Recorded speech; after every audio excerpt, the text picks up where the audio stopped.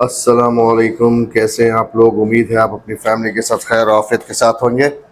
पिछले वीडियो में मैंने आपको बताया था मस्जिद नमरा, अराफात, मस्जिद कैफ, अराफात का पहाड़, जबल रहमत और मुज़दलिफ़ा के बारे में। आज की इस वीडियो में मैं आपको लेके चलूँगा जमरात, मीना और साथ में वो तारीखी मुकाम दिखाऊंगा जहाँ अब्राहा के लश्कर पर अल्लाह ने अजाब भेजा था और जहाँ इब्राहीम अलैहिस्सलाम ने इस्माइल अलैहिस्सलाम को कुर्बानी के लिए लेकर गए थे। उसके साथ ही कुछ और तारीखी मुकामात इस वीडियो के अंदर मैं आपको पूरी तफसील बताऊंगा, तो बने रहिएगा वीडियो में आखिर तक। और इस वक्त जो है मैं वादी मीना में हूँ, यानी यहाँ पूरे कैंप्स वगैरह हैं। अगर आप अंदर जाएंगे तो सारे कैंप्स रहेंगे और अलग अलग कंट्रीज़ के अलग अलग कैंप रहते हैं। और ठीक मेरे पीछे आप देख सकते हैं कि ये रेलवे स्टेशन है मीना का। इसी तरह से यहाँ जमरात का और मीना, मुज़दलिफ़ा, अराफात ये सारे रेलवे स्टेशन हैं जो हज के टाइम में के वक्त में हाजियों को जो ट्रांसफ़र का काम करते हैं इधर से उधर। इस वक्त तो हज ख़त्म हो चुका है तो इसलिए सारे कैंप्स जो है वो खाली पड़े हुए हैं। मीना मक्का मुकर्रमा से यानी मस्जिद हराम से जो 6 किलोमीटर की दूरी पर ही है और ये वो जगह है जहाँ पे हाजियों को ज़ुल्हिज्जा की 11, 12 और 8 और कुछ 13 तारीख को भी रात को सोते हैं। और इसी मीना की वादी में वो जमरात का भी हिस्सा आता है जहाँ तीन शैतानों को पत्थर मारे जाते हैं। तो ये वो मीना की वादी के अंदर वो आता है। और अल्लाह पाक ने मीना का जिक्र जो है वो सूरह बकरे की आयत में भी किया है जिसका तर्जुमा है, और क़याम के मीना के दिनों में जो गिनती के दिन है खुदा को याद करो, और अगर कोई जल्दी करे और 2 ही दिन में चल दे तो इस पर भी कुछ गुनाह नहीं, और जो बात तक ठहरा रहे उस पर भी कोई गुनाह नहीं। जो अल्लाह से डरता है और अल्लाह से डरते रहो और जान लो कि तुम इसी के पास जमा किए जाओगे। मीना के माने हैं मानना या मतलब आजमाइश में डालना या गुजरना।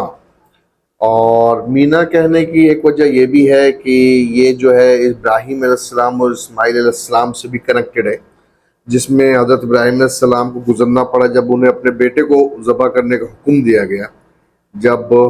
वो उस पर पास हो गए और अपने बेटे की जगह मेंढा कुर्बान किया, तो इस नाम का ये भी मतलब है कि वो जगह जहाँ पे इम्तिहान हुआ और वो जगह जहाँ वो कामयाब हुए। ज़िलहज्जा को आप सल्लल्लाहु अलैहि वसल्लम ने जुमरात में शैतानों को कंकड़ी मारी और वापस मीना में आने के बाद जब वो वापस आए तो आप सल्लल्लाहु अलैहि वसल्लम ने 63 ऊँटों की कुर्बानी की। अली रज़ी अल्लाह अन्हु ने बाकी 37 ऊँट ज़बह किए और रसूलुल्लाह सल्लल्लाहु अलैहि वसल्लम ने हुक्म दिया कि हर ऊँट का एक हिस्सा पकाकर इनको और आपके सहाबा को पेश किया जाए। और एक वाक़या जो बताना बहुत ज़रूरी है कि जब ऊँटों की कुर्बानी जब हो गई, और ये उस वक्त तक खालिद बिन वलीद जो इस्लाम कबूल कर चुके थे, उससे पहले तो वो बहुत बड़े दुश्मन थे इस्लाम के। तो जब हुज़ूर सल्लल्लाहु अलैहि वसल्लम ने अपने सर मुंडवा लिए तो खालिद बिन वलीद ने जो है ना वो जो उनके बाल थे हुज़ूर सल्लल्लाहु अलैहि वसल्लम के, उन्होंने अपने पास रख लिया था, अपनी आँखों और होठों पर दबाया। और रिवायत में है कि खालिद बिन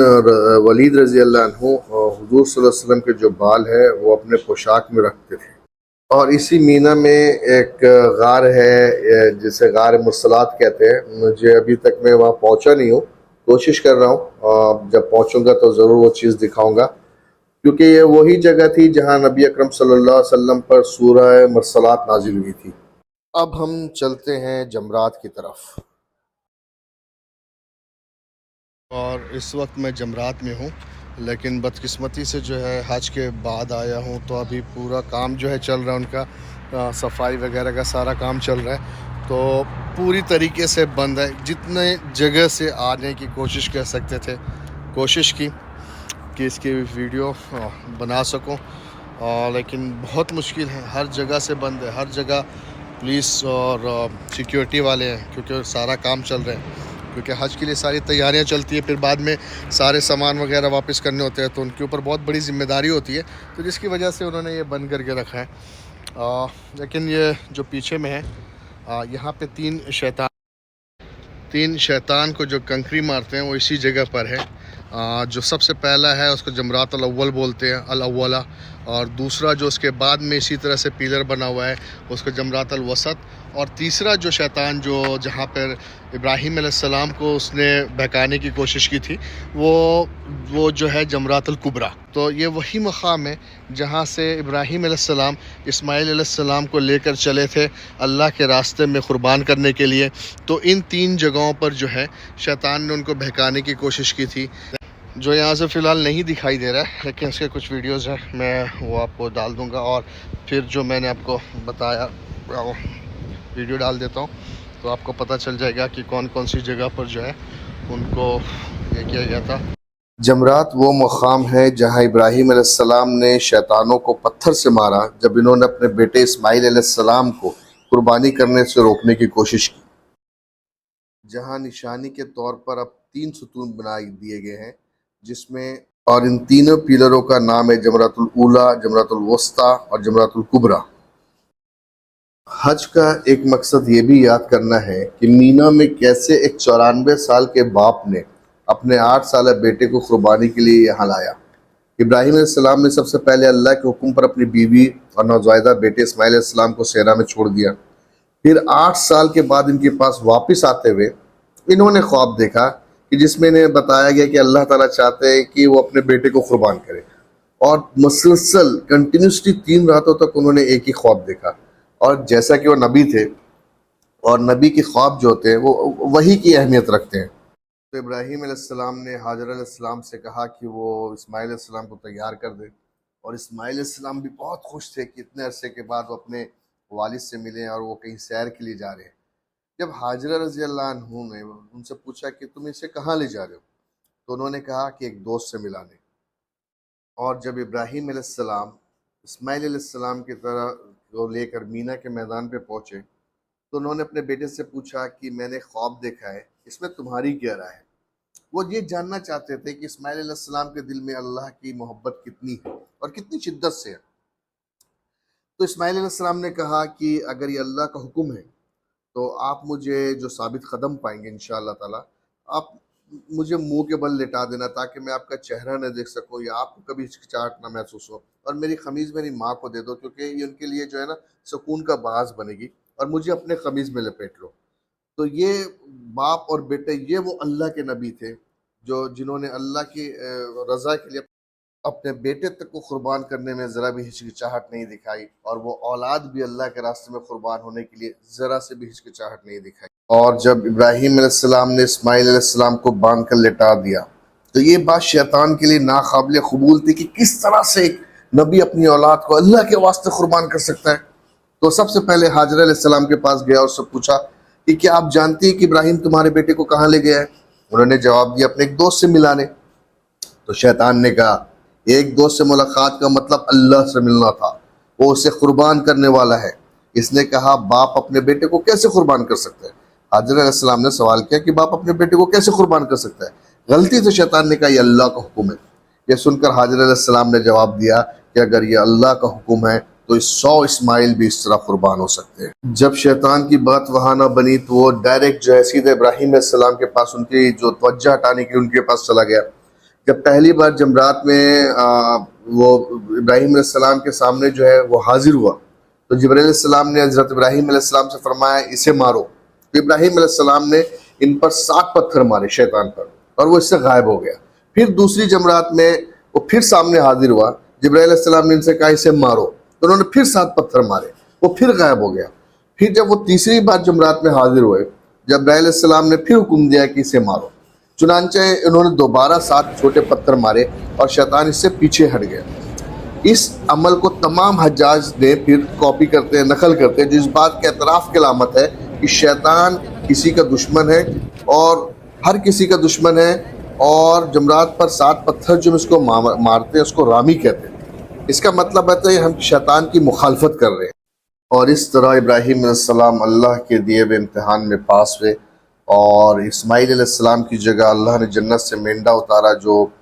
ذبح ہوا، جو آج تک سنت اور انشاءاللہ قیامت تک کی سنت رہے گی۔ تو یہ وہی مقام ہے۔ اچھا، میرے اطلاع کے مطابق کچھ لوگوں نے، مقامی لوگوں نے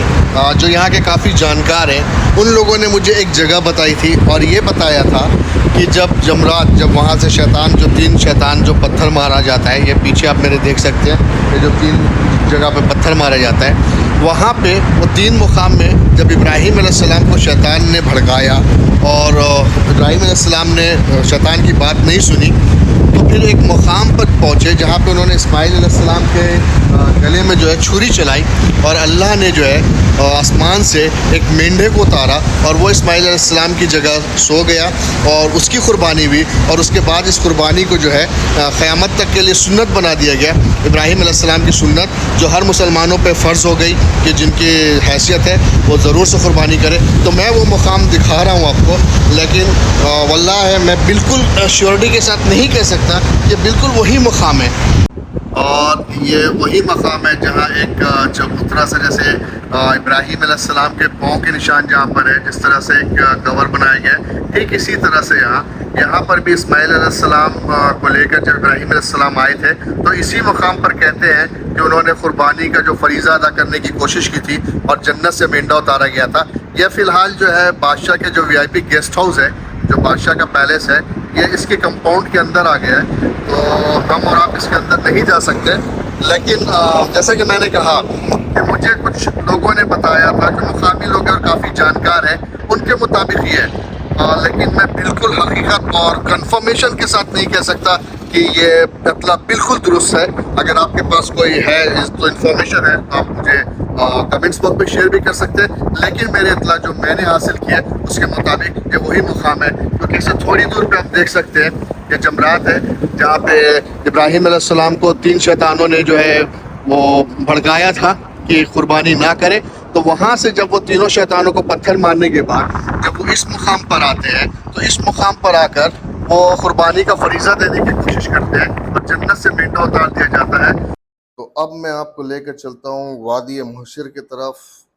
جو مینا اور مزدلفہ کے درمیان ایک جگہ ہے۔ یہاں پر اللہ تعالیٰ نے ابراہا اور اس کے ہاتھیوں کے لشکر کو ہلاک کر دیا تھا، جس کے بارے میں سورہ فیل جو اترا تھا، لم تر کیف فعل ربک بحساب الفیل، تو باقی کی باتیں ہم وہاں چل کر کرتے ہیں اس مقام پر پہنچ کر۔ اس وقت میرے جو پیچھے ہے یہ علاقہ ہے وادی محسرہ کا۔ وادی محسرہ وہ علاقہ ہے جہاں پہ اللہ نے اس ہاتھی والے ابراہا کے جو ہاتھیوں کا ہجوم تھا، جو کعبہ پہ حملہ کرنے آ رہا تھا، تو اللہ نے اس کے اوپر ابابیل چڑیا کے ذریعے جو ہے عذاب بھیجا تھا۔ یہ میرے پیچھے بس ایک آدھا 1.5 کلومیٹر کی دوری پہ ہے وہ وادی محسرہ، لیکن بدقسمتی سے جو ہے یہ سارے راستے بلاک کیے ہوئے، کیونکہ ابھی حج ختم ہوا ہے، تو حج ختم ہونے کے بعد ان کی ساری تیاریاں چل رہی ہیں، تو اس لیے یہ سارے کے سارے راستے بلاک کیے ہوئے ہیں، ورنہ میں آپ کو لے آیا تھا۔ ایسے بھی وہ صرف ایک وادی ہے، وہ ایسے کوئی نشانات نہیں ہیں کہ جہاں پر جا کر میں آپ کو دکھاتا کہ یہاں کنکڑ گرے تھے یا کیا تھا، لیکن وہ جگہ وہی ہے جہاں پہ ابراہا نے اپنے ہاتھیوں کے قافلے کے ساتھ مکہ کو منہدم کرنے کی جو ہے کوشش کی تھی۔ اس کا ایک بڑا واقعہ ہے اور جس کے بارے میں قرآن میں یہ جو آیات اتری تھی، الم تر کیف فعل ربک باصحاب الفیل الم یجعل کیدہم فی تضلیل وارسل علیہم طیرا ابابیل ترمیہم بحجارۃ من سجیل فجعلہم کعصف مأکول۔ یہ جو آیات تھی اسی ہاتھی والے قبیلے کو برباد کرنے کے بعد اللہ نے قرآن کی آیات اتاری تھی۔ تو جو لوگ ان کے بارے میں نہیں جانتے ہیں ان کو میں تھوڑا سا ایک انفارمیشن دے دوں کہ اصل میں معاملہ اور واقعہ وہ یوں ہے کہ یمن کا جو بادشاہ تھا ابراہا، اس نے کعبے کے مقابل میں اپنا ایک کعبہ اس نے بنایا تھا یمن میں۔ جب مکہ کے لوگوں کو یہ خبر ہوئی تو انہوں نے اس کے کعبے میں گندگی پھینک دی یا کسی طریقے سے اس کے کعبے کو گندا کر کر وہاں سے بھاگ کر آ گئے، لیکن ابراہا کو کسی طرح سے یہ پتہ چل گیا کہ یہ ساری حرکت جو ہے مکہ کے لوگوں نے کی ہے، تو وہ ہاتھیوں کا ایک بہت بڑا قافلہ لے کر مکہ پر حملہ کرنے کے لیے وہ کعبے کی طرف آیا، اور اس میں طائف کے لوگوں نے اس کی مدد کی تھی۔ یہ میں نے جب طائف کا ویڈیو بنایا تھا حضور صلی اللہ علیہ وسلم کی زیارت کا، تو اس میں نے یہ چیز بتائی ہے، جنہوں نے نہیں دیکھا ہے وہ اس ویڈیو کو دیکھ سکتے ہیں۔ اور جب ابراہا مکہ پہ حملہ کرنے کے لیے آیا تو اس نے کعبے والوں کو ڈرانے کے لیے تو سب سے پہلا کام یہ کیا کہ اس نے کعبے کے جتنے بھی ان کے جانور تھے، اونٹ بکری وغیرہ، سارے کے سارے پر قبضہ کر لیا۔ اور اس نے کہا کہ وہ اس کے قبیلے کے جو مین سردار ہیں ان سے ملنا چاہتے ہیں، اور اس وقت اس قبیلے کے جو مین سردار تھے وہ تھے عبد المطلب، حضور محمد صلی اللہ علیہ وسلم کے دادا۔ جب ان کے پاس یہ خبر پہنچی تو وہ اس سے ملنے کے لیے گئے ابراہا سے۔ جب ابراہا نے عبد المطلب کو دیکھا، شخصیت سے اتنا متاثر ہوا کہ وہ جو ہے وہ اپنی سیٹ سے نیچے اتر کر آ گیا۔ سیٹ سے نیچے اتر کر مطلب اپنی گدی سے نیچے آ گیا، کیونکہ ان کی وہ شخصیت سے بہت متاثر تھا۔ اور جب ابراہا نے عبد المطلب سے پوچھا کہ کہو، تو عبد المطلب نے کہا کہ تم نے میرے جانور پکڑ لیے۔ تو ابراہا بہت حیرت میں آ گیا۔ اس نے کہا کہ مجھے تمہاری شخصیت دیکھ کر لگا تھا کہ تم مجھ سے کہو گے کہ تم کعبے پر حملہ نہ کرو، لیکن تم تو اپنے اونٹوں کی بات کر رہے ہو کہ تم نے میری جو 200 اونٹ پکڑ لیے اسے چھوڑ دو۔ تو عبد المطلب نے کہا کہ اونٹ میری ملکیت ہے، میں ان اونٹوں کا مالک ہوں، لیکن اس کعبے کا بھی کوئی مالک ہے، اور وہ اپنے گھر کی حفاظت کو کرنا اچھے سے جانتا ہے۔ اور اس کے بعد عبد المطلب مکہ کے جتنے بھی لوگ تھے ان کو لے کر ایک پہاڑ پر چلے گئے، اور وہاں جا کر بیٹھ گئے، اور انہوں نے اللہ سے دعا کی کہ اللہ ہم مظلوم ہیں، ہم کمزور ہیں، ہم تیرے اس کعبے کی حفاظت نہیں کر سکتے، تو اس لیے تو اپنے کعبے کی حفاظت خود کر لے۔ اور اس کے بعد جب ابراہا اپنے ہاتھی کے لشکر کو لے کر آگے بڑھنے لگا، تو جیسے وہ حرم کے حدود کے نزدیک پہنچا، ابراہا کا ہاتھی کسی بھی صورت میں حدود کے اندر داخل ہونے کو تیار نہیں تھا، لیکن جب اسے یمن کی طرف موڑا جاتا تو وہ چل پڑتا، لیکن جب کعبے کی طرف اسے گھمایا جاتا تو وہ رک جاتا۔ اور اسی بیچ اللہ نے بابیل چڑیاؤں کا ایک جھنڈ بھیجا، جنہوں نے اپنے پنجے میں اور چونچ میں جہنم کے پکائے ہوئے کنکڑ دبائے ہوئے تھے، اور اللہ نے ان ابابیل چڑیاؤں کے ذریعہ اور اس ابراہا کے بڑے سے ہاتھی کے لشکر کو تباہ کر کے اللہ نے یہ پیغام دیا کہ اگر اللہ چاہے تو وہ چھوٹے سے ابابیل چڑیا کے ذریعہ بھی اپنے گھر کی حفاظت کر سکتا ہے، اپنے بندوں کی حفاظت کر سکتا ہے۔ تو اسباب جو ہے وہ بہت بڑی چیز نہیں ہے اللہ کے لیے۔ اللہ مدد کے لیے کسی کو بھی اسباب بنا سکتا ہے۔ اور یاد رکھیے کہ اس حادثے کے ہونے کے کچھ دنوں کے یعنی 52 یا 55 دن کے بعد رسول اللہ صلی اللہ علیہ وسلم کی ولادت ہوئی تھی، تو اسی لیے حضور صلی اللہ علیہ وسلم کے جو وہ پیدائش کا دن ہے اسے منسوب کیا جاتا تھا ہاتھیوں والے سال سے، یعنی اسی سال محمد صلی اللہ علیہ وسلم کی پیدائش ہوئی تھی۔ تو یہ واقعہ جو سارا واقعہ ہے یہ مقام جسٹ میرے سے 1-1.5 کلومیٹر دوری پر ہے، لیکن سارے راستے بند ہیں، اور گرمی بے انتہا ہے۔ صبح سے نکلا ہوا سارے یوں لگ رہا ہے کہ سارے چمڑی جل گئی ہے، اتنی گرمی ہے۔ لیکن انشاءاللہ جب بھی موقع ملے گا اس جگہ پہ چلا جاؤں گا، لیکن جیسا پتا ہے کہ اس جگہ میں ایسا کچھ نہیں ہے۔ جس طرح سے یہ میدان ہے، یہ جیسا آپ میرے پیچھے میدان دیکھ رہے ہیں، ٹھیک اسی طرح سے، لیکن وہ مقام وہ ہے۔ اور ایسے کہ حضور صلی اللہ علیہ وسلم نے کہا تھا کہ اس مقام پر تیزی سے گزرو، کیونکہ وہاں پہ اللہ نے عذاب بھیجا تھا۔ تو ایسے بھی اس جگہ پہ رک کر بہت زیادہ ٹائم گزارنے کی ضرورت نہیں ہے۔ ایک یہ ہے، اور ایک